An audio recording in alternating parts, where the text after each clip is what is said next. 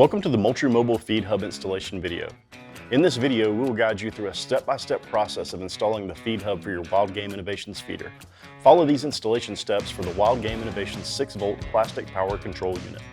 After installation, you'll be able to monitor feed levels, set feed times, and even feed on demand using the Moultrie Mobile app.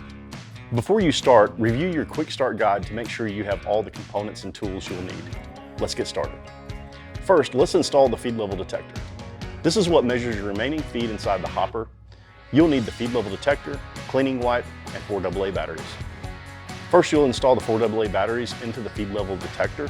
The detector will power on automatically. Next, remove your hopper lid and clean the center point of the inside of the lid using the included cleaning wipe. Allow it to dry for optimal adhesion. Peel off the adhesive backing from the feed level detector, firmly press and hold it onto the center. Now, let's test the cellular connection of the feed hub timer. This test ensures that the timer can get a signal from your feeder's location before you fully install it. For this step, you'll need the feed hub timer and motor battery. Attach the feed hub timer clips to your motor battery, ensuring the polarity matches. Turn the feed hub timer to on. A firmware update may automatically download. All LEDs will blink while this is installing, and it may take a few minutes. When turning the feed hub timer on, you'll want to make sure that the feed level detector LED and connected LED turn solid green. This means the feed hub timer successfully paired with the feed level detector and found signal.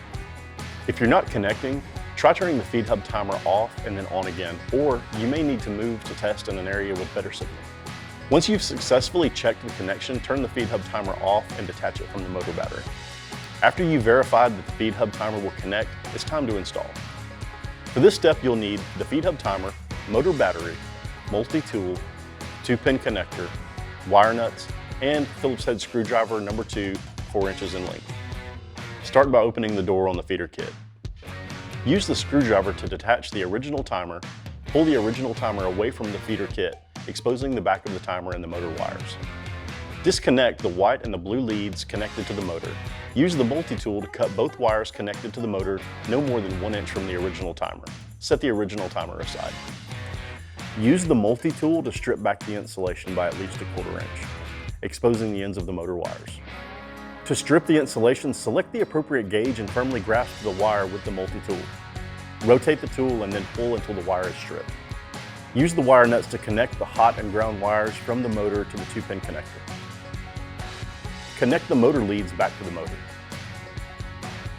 The white wire will attach to the lead with the red indicator next to it. Place the motor battery back into the feeder kit.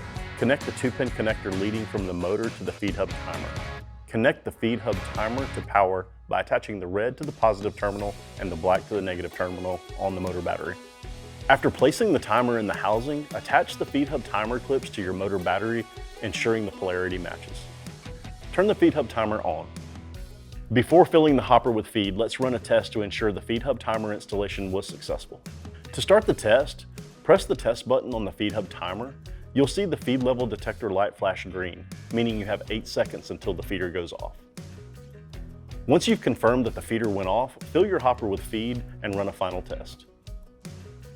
When filling with feed, leave at least a 1/2 inch gap between the feed level detector and the top of the feed so you get a proper reading. Place the hopper lid back onto the feeder. As the last step, let's run an additional test to verify the feeder dispenses feed. Remember, anytime you're testing feed hub and have feed in the hopper, take proper safety precautions by wearing protective eyewear and stepping back 10 feet to avoid injury. Now the installation is complete. You can now explore the features of your connected feeder. Default feed times are automatically set for you, but you can adjust feed times in settings. Before you walk away, let's check a few things. The feed hub timer is set to on. The timer is connected to the motor battery. The cover is back on the feeder kit. Your feed level detector has batteries installed.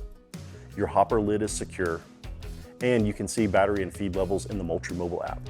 If you need further assistance or support with troubleshooting, visit support.moultriemobile.com or call customer success.